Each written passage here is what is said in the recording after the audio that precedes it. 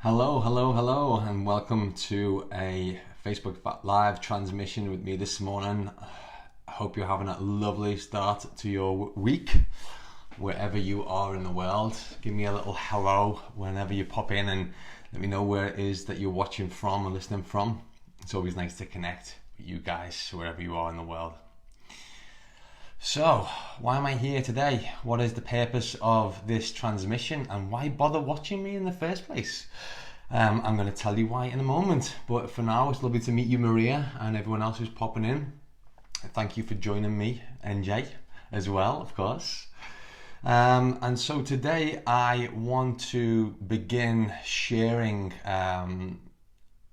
some of the key lessons that I've learned over the past couple of years in terms of leading in times of crisis, leading through my own internal crises and external crises, and using that in service to the humans in which I am a part of this tribe with, and see whether or not we can get through this unusual period of time together a little bit more gracefully.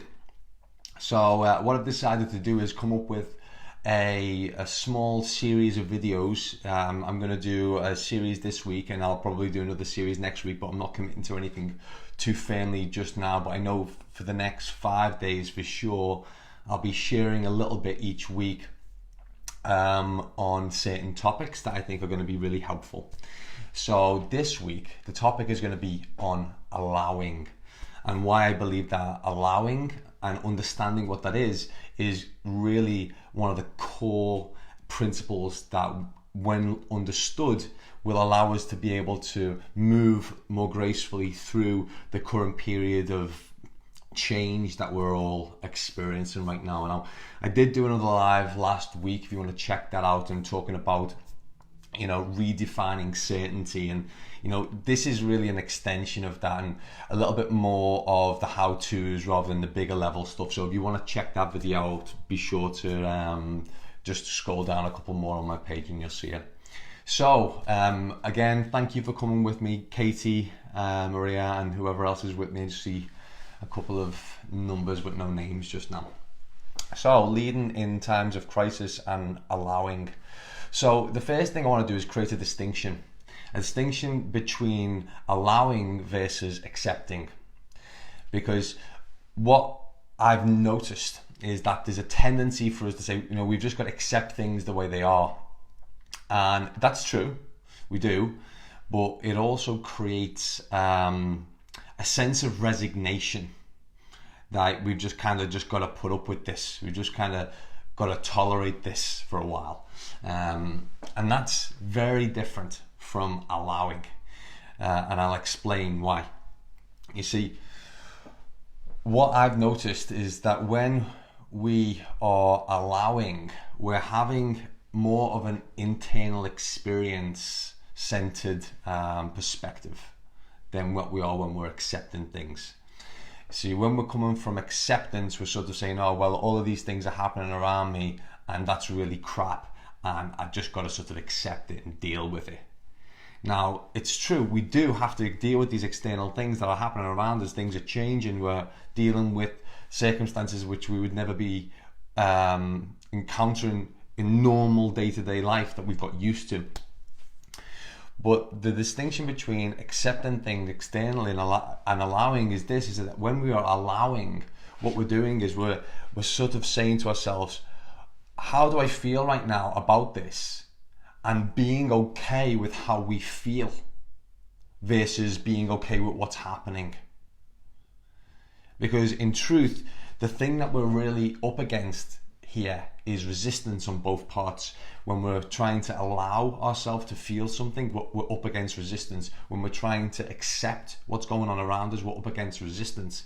But at a deeper level, what we're really doing is we're saying that it's not okay to feel how we feel, because we're seeing things outside changing around us and we don't like it. And the reason why we don't like it is because it feels a certain way when things change and we have to adapt to that. It feels uncomfortable. It might feel challenging. It might feel nervous. It might feel frightening.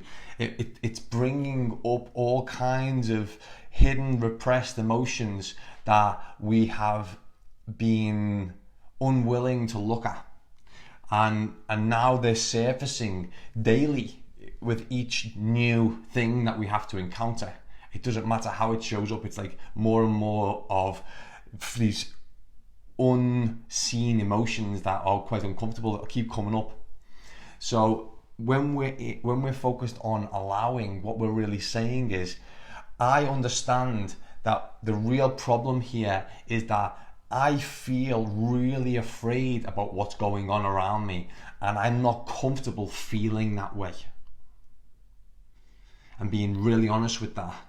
Because the truth is, all of these external changes that are going on around us are surface level things that things are changing anyway. You know, sometimes it's a little bit slower, sometimes a little bit faster, but the truth is that sometimes we love change. Sometimes we love things that are going to change, but that's only when we're sort of kind of in control of it. What we don't like is feeling emotions that we have deemed wrong. That's what we don't like. That's the truth, is that we've got a shed loads of emotions and feelings that we've deemed as inappropriate, as wrong, as something that we shouldn't feel.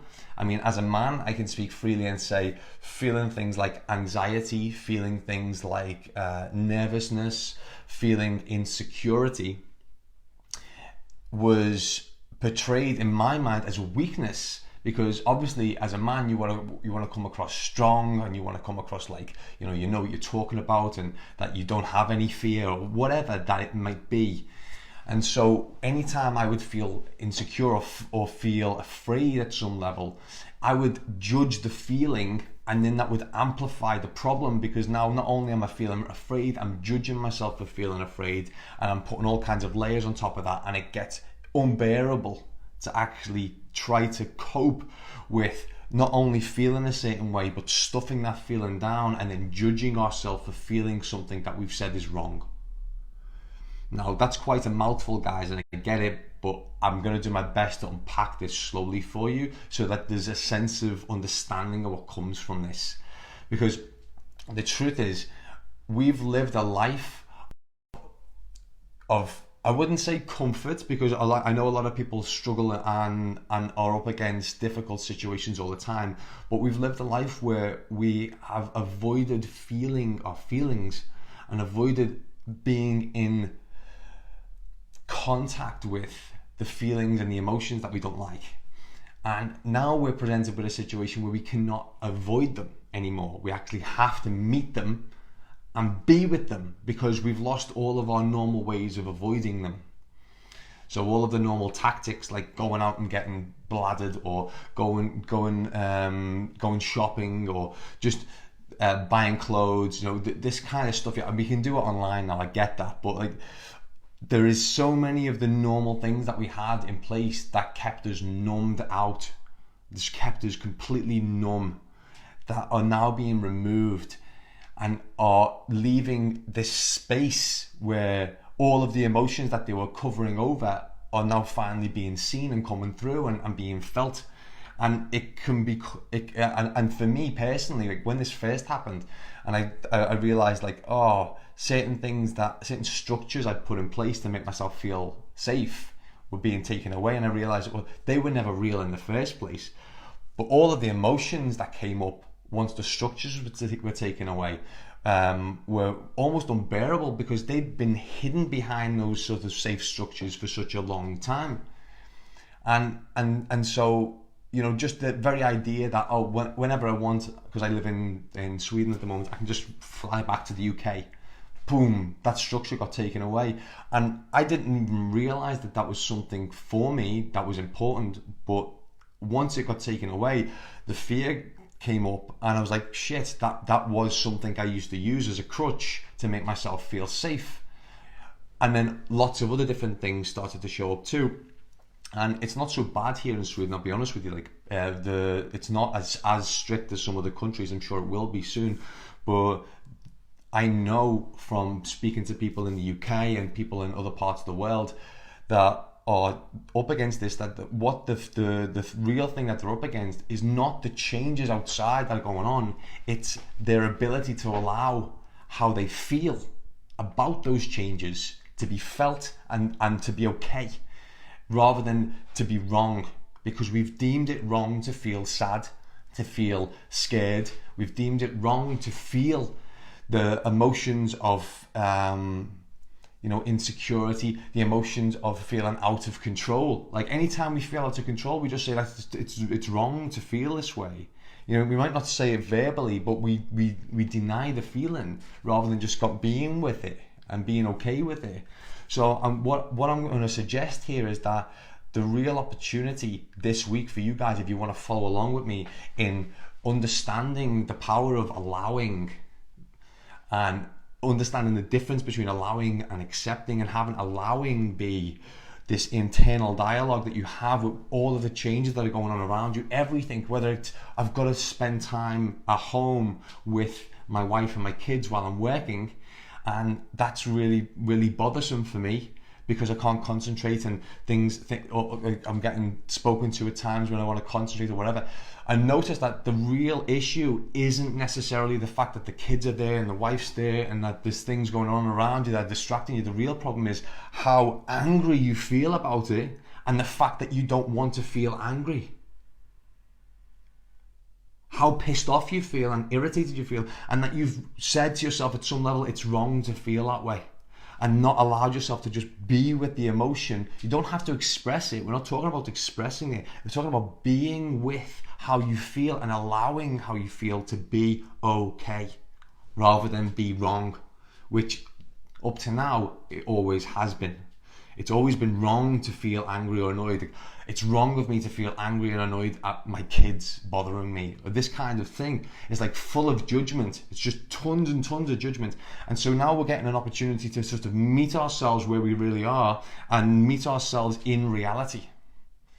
Because up till now we've been creating this false reality where it's wrong to feel this way and it's wrong to feel that way, and it's only good to feel happy and we want to feel this way all the time. It's not true. What we're really having an opportunity to do right now is to allow ourselves to feel everything and have all of those emotions be equally good. To have all of the emotions that we feel in any moment be equally good. To no longer prefer feeling happy. What a radical idea. It's like, I feel really angry. That's okay. And that's okay. And I can just be with that feeling. I can actually be with feeling angry and have that be okay.